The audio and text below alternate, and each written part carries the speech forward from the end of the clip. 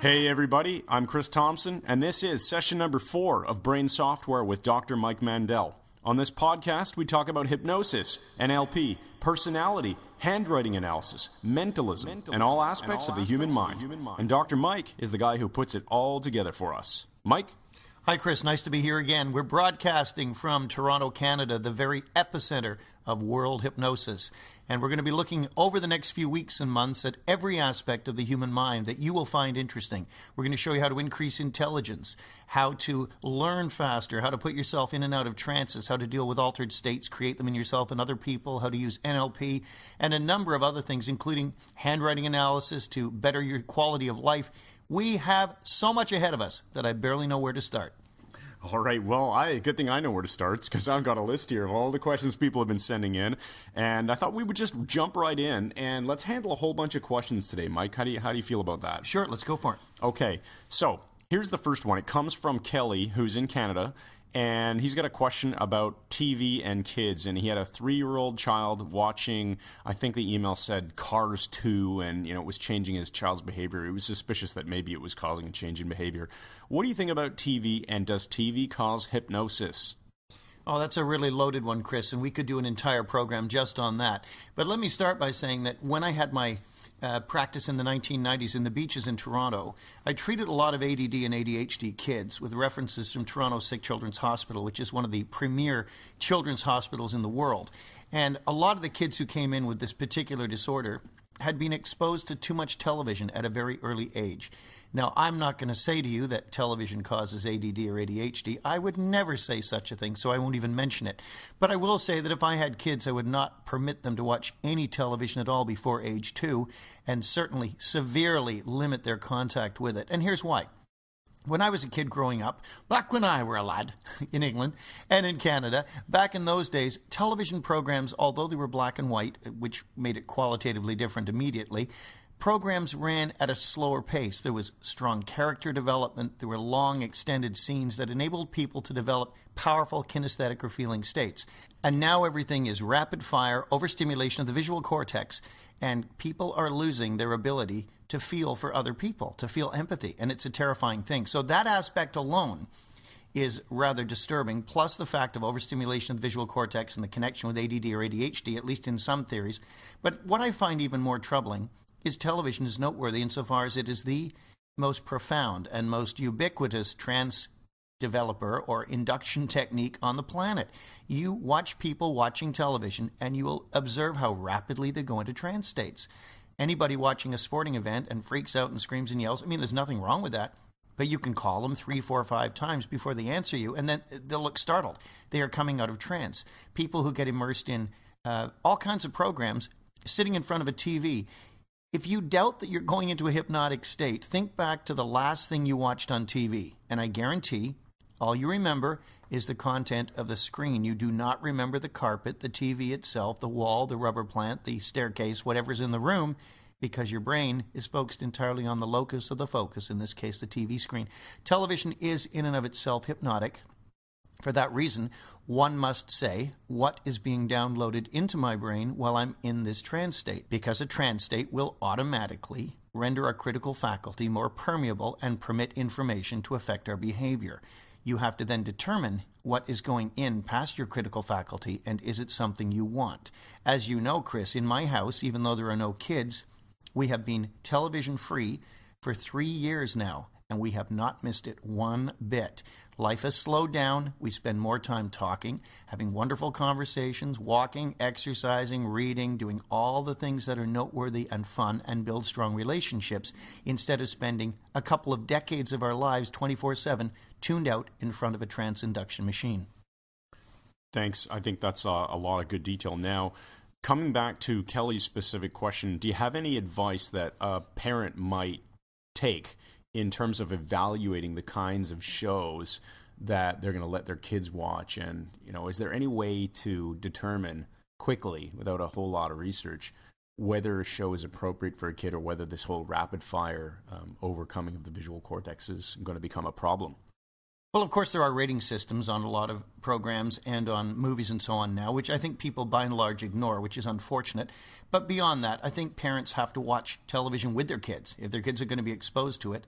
That way, at least they're spending time with the child, and the parents can ask the question, is this something I want downloaded into my kid's head?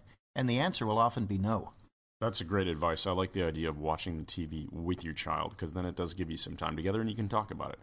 The next question that came in was from Peter in Amsterdam, and this question is about reality tunnels, and basically says, Mike, can you talk to us about reality tunnels and belief systems and how they affect our lives? Oh, that's a really good question. I'm glad that came in. We never would have gotten to that one. Basically, reality tunnels were written about extensively a number of years ago. People like Robert Anton Wilson, who is a phenomenal author, since deceased, but a brilliant philosopher and psychologist and so on. Wilson wrote extensively about reality tunnels, so I've got to think to which book it was. If I'm not mistaken, it was Prometheus Rising. If I'm wrong, don't write in and tell me, because I'm not going to bother rereading it just to check. But anyway, he wrote of reality tunnels, which we are born into. We tend to adopt the reality tunnels of our parents. Mormons tend to become Mormons. Capitalists born into capitalist families are capitalists because their parents were, and socialists are born to socialist parents. By and large, we adopt the patterns and the belief systems of our forebears. And it's very, very difficult to change reality tunnels. But when we have one of these tunnels, when we all do, by the way, what we have to realize is it is coloring every bit of information that is entering our brains. We have maybe 20 million bits of information entering our brains at any second, and we are very, very powerful but selective deletion machines that are not allowing too many things to get in. In fact, remember, the old model is only about 7 bits of information, plus or minus 2 are getting in consciously. So unconsciously, there's a wealth of stuff coming in, and it's being filtered not just through our perceptions, going through a series of transforms, but it is also being filtered by our belief systems. What we believe will color what comes in. It is the confirmation bias. We will tend to believe things that are in line with what we already believe. The danger in this is it is in and of itself a form of programming. Robert Anton Wilson gave the great example of just adopting a different reality tunnel for a while and seeing how it feels. If you're a nervous, anxious person who thinks the world is a very dangerous place and full of conspiracies or nightmares, situations, whatever, take a week or two and imagine the reality tunnel that is the total opposite of this. Imagine that life is fun, effortless, enjoyable, people are essentially good, and see what happens. And you will be amazed at how rapidly your values and your view shift to adopt this new view, this overview that will change all the micro views that are concealed within it, because your reality tunnel will reflect not only your beliefs, but your experience of life itself. And it's startling how we can change our perceptions by changing our beliefs and vice versa. You know, on one of the last shows, I can't remember if it was podcast 2 or 3, I asked you about doing covert therapy on stage, and you talked about that racism situation where you had the white supremacist up on stage with the redneck, yeah, exactly. You had a situation where there were two people who had very polar opposite beliefs about the other person's race, and they were living in a belief tunnel, obviously, and you wonder if that applies here. Absolutely, and the startling thing was the white guy and the black guy were each able to radically shift to each other's reality tunnel just through the use of hypnosis. And hypnosis is definitely an inroad for this. And now we're back to our television question. Insofar as if we are in trances watching television, whose reality tunnels are we adopting? What values are being downloaded into our heads? And are these useful? We have to really consider these things very, very carefully. Okay, and also while we're on this whole reality tunnel business, Chris, one of the things I want to mention maybe in the next podcast is how to experiment with radically different altered states and reality tunnels through use of a hypnagogic state.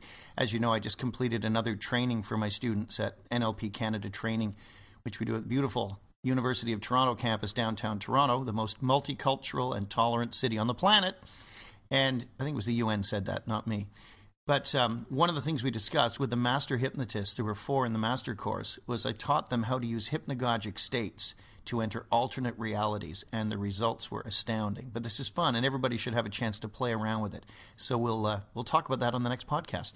Hey, that sounds like a great idea. I was not privy to that conversation with the master's students because we kept it from you. I was helping out with your initial practitioner students at the time, so I missed it. I'm looking forward to that, Mike. Okay, let's go to the next question then. We've got a question here from Matt in Seattle, and Matt is asking, Mike, what do you think about some of the other hypnosis teachers out there, guys like Igor Ledochowski, Richard Bandler, Tad James, guys like that. So, or any other names you want to talk about. What a loaded question. Well, I said I would give you the truth on this program. Actually, I didn't say that, but I've always intended to, and I've always meant it. But, well, there's a couple of things that are deeply disturbing here. One of them is, if I see one more hypnotist whose advertisements, promo material, whatever, show him with a scowl on his face and his hands extended as though he's projecting rays from his hands, I'm probably going to go crazy with an axe and kill about 500 people. Has anyone looked at the calendar and realized we're nearly into 2012? We don't have to look like we're in the late 1700s and doing mesmerism. It drives me nuts. Is there no originality out there anymore? Anyway, that's just me and promo material. Or one more picture of a guy swinging a watch with his other hand extended. Come on, guys, don't take yourself so seriously.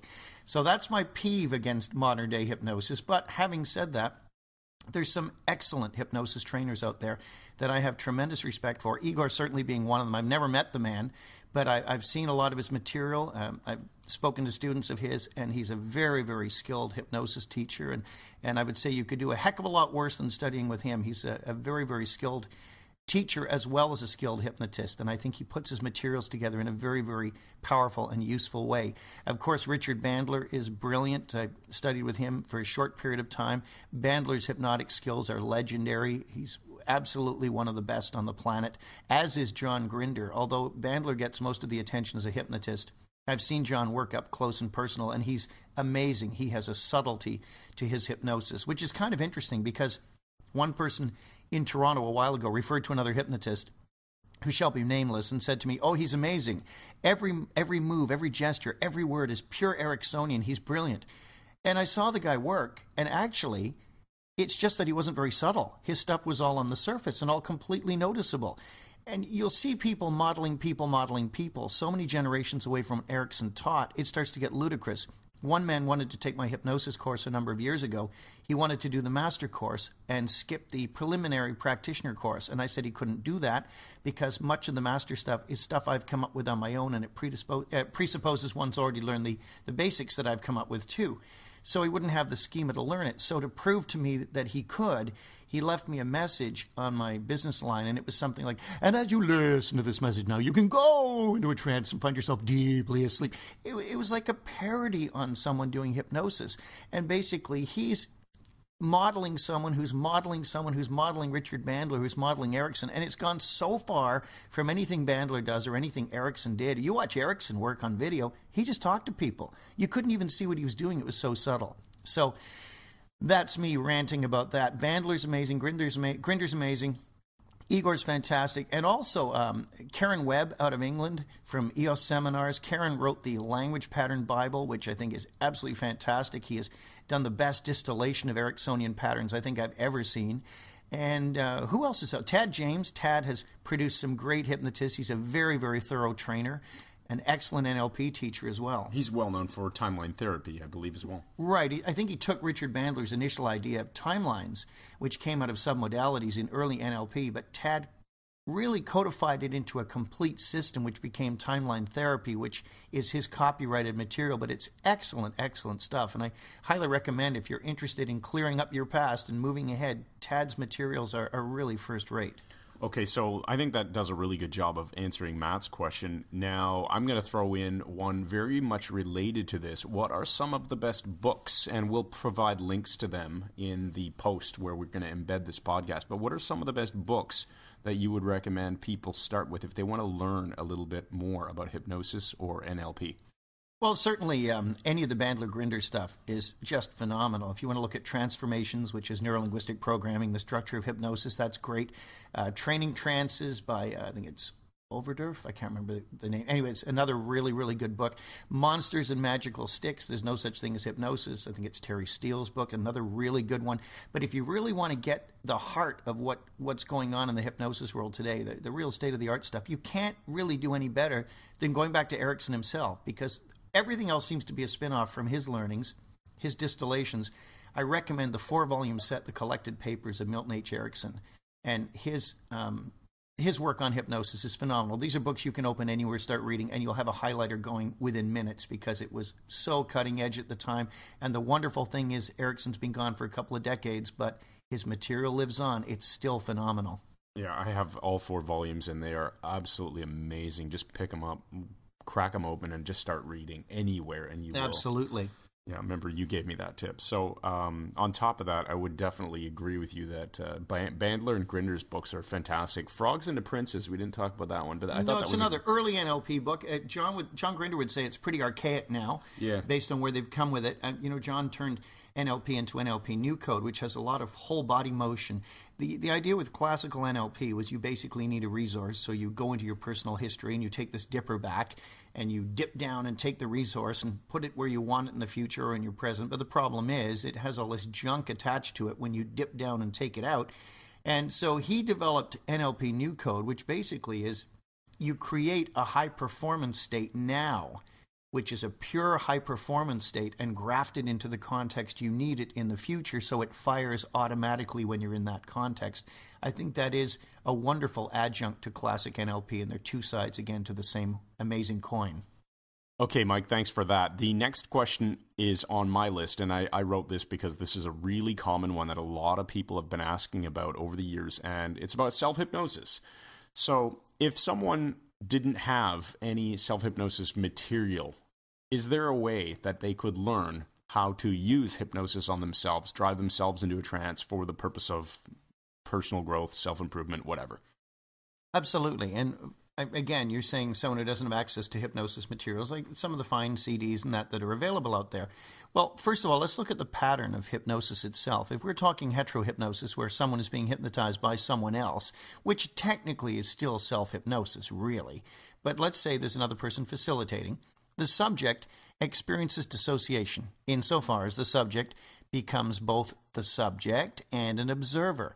That's why the person can say, oh, you're all slumped over in the chair. Why are you doing that? And the other part of their mind is saying, leave me alone. I like it here. We dissociate when we are in a trance into both the observer mode and the subject mode. The hypnotist helps create this. The problem develops when one attempts to use classical methods of self-hypnosis because one is forced to be the hypnotist as well as the subject and the observer. You've got to run the trance, you've got to be in the trance, and you've got to observe the trance. It's too much to do. And that's why older methods of self-hypnosis are considered archaic and essentially pointless now. There's way better stuff you can do. The best way to do hypnosis on yourself is to determine in advance how long you want to go into trance, for what purpose, and how you're going to feel when you wake up. And you can write it down and read it aloud. It could be something as simple as, I'm going into hypnosis for 20 minutes so that I can improve my reading speed, and when I awaken, I will either, you can say either be wide awake, alert, and refreshed and ready for anything, or be tired and comfortable and ready for bed. So you'll either be fully alert or tired and ready to sleep. So you just write this out and you read it aloud or in your head. I'm going into hypnosis for 20 minutes or 30 minutes, whatever it is, for the purpose of, curing my insomnia. And when I awaken, I will feel tired and ready for bed, whatever it is. So you read it aloud, then you sit down in your comfy chair and close your eyes and go into a trance. Don't think about it. Don't complicate it. Just go into a trance. You've done it many, many times in the past. Just presume you can. Pretend you go into a trance, and after 20 minutes, your unconscious mind will alert you. And after you've done this a few times, you'll quickly determine that you are going into trance. You're zoning out and just enjoying the experience. Let your unconscious mind do all the work. You just do the setup for the program. Let your unconscious make it happen. Hey, that's a great explanation, and I'll also add that on your Stress Relief and Self-Hypnosis CD, there are 2 tracks. The first track is a conscious teaching track, and you provided a really, really excellent explanation on there as to how you can actually drive yourself into a pretty deep trance by cycling through visual, auditory, and kinesthetic sensations, and I absolutely love that method, Mike. Yeah, I think it's actually the Betty Erickson technique you're referring to. I didn't come up with that one, but it is a good one. Yeah, and it works phenomenally well on everybody that I've ever taught that technique to. So if you're interested in that, everyone listening, that's the Self-Hypnosis and Stress Relief CD that's on MikeMandelHypnosis.com. Okay, Mike, now, let's talk a little bit more about mentalism. I think you told me that you wanted to talk about a story of finding hidden objects through idiomotor responses. So tell us about that story and what is it you want to teach us about mentalism today? Well, I'm going to set this up and tell you what I'm going to be talking about next podcast because it's a useful technique and it'll wow your friends and freak everybody out at the next party you're at. You can pretty well master it in an evening. It's a great mentalist effect called Hellstromism, apparently after Hellstrom, who did it. I don't know. It's been used by good mentalists for at least 100 years. And what it basically consists of is something sometimes called contact mind reading. Someone can hide an object anywhere in a room or a building, whatever, and they do this while you're taken out of the room by a committee to ensure you don't cheat, you don't have any Confederates, whatever. You are brought back in when the object is well hidden and everybody's back in place, and you have one person simply think of where it is, and you take their hand and you are guided to it purely by their thoughts, without looking at their face, without them saying anything. You essentially lead them to it, and it can be mind-blowing. I did this many, many times over the years. I remember being at Brock University in St. Catharines, Ontario, and in a theater, someone had hidden a finger ring, and they took me out to the dressing room with a couple of people from a committee to make sure I wasn't cheating. They hid this thing, brought me back in, and I found it so quickly, it was a bit ridiculous. It was hidden at the back of the theater, inside a cash box, under a layer of money, inside a pocket calculator, behind the battery. The battery compartment was open and the ring was stuffed inside. And another time at Carleton University in Ottawa, they got me to locate a ring that was hidden anywhere in the student center and gave me, half an hour to find it. And I found it about 6 minutes. It was hidden on another floor, in an office, in a cubicle, inside a telephone. The receiver had been unscrewed and it was hidden behind the microphone. It's no more difficult to find it there than anywhere else.